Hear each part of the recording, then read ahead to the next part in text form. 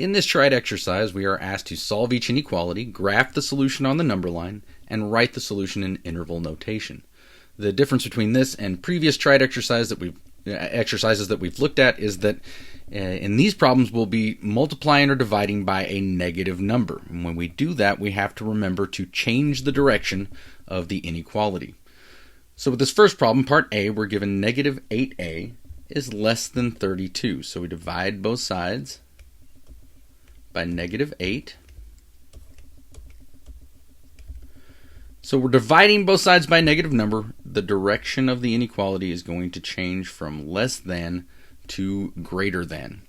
We're left with a on the left-hand side because negative 8 divided by negative 8 is 1, leaving a, and 32 divided by negative 8 is negative 4. I went ahead and drew this number line down here with negative 4 included.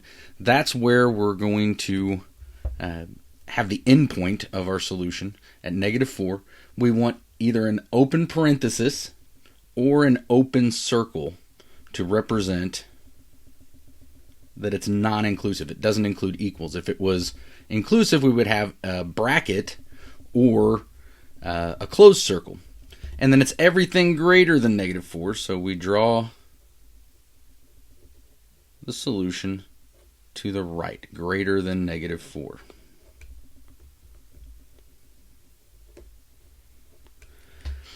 And then in interval notation, we start at negative 4, non-inclusive, so open parenthesis, negative 4, and it goes on infinitely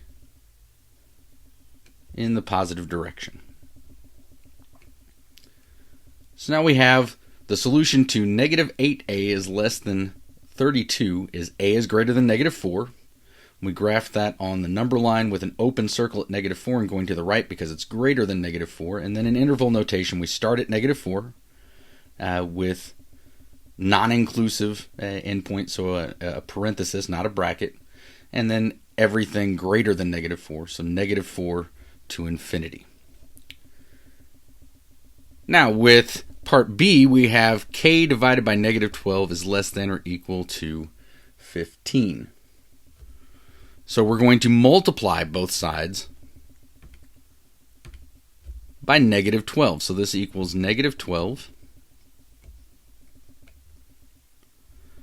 times k over negative 12. Now we are multiplying both sides by a negative number, so this needs to change to greater than or equal to. And then that's 15 times negative 12.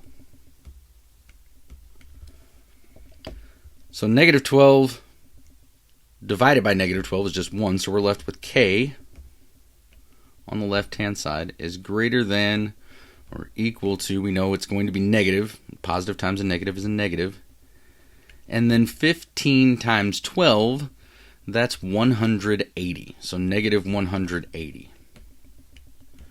So k is greater than or equal to negative 180. I didn't quite make this big enough here, so I'm going to go ahead and redraw the number line to include the negative 180.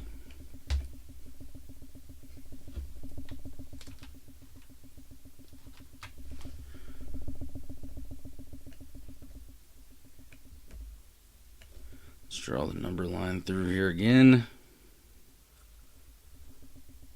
Now in this case, it's inclusive. We have a greater than or equals to. So we want to have either a closed circle or a bracket instead of a parenthesis. And then it's everything greater than that. It includes the negative 180, and it includes everything greater than that. So the main point of these exercises was just to practice and to try to remember that when we multiply or divide both sides of an inequality by a negative value, then we change the direction.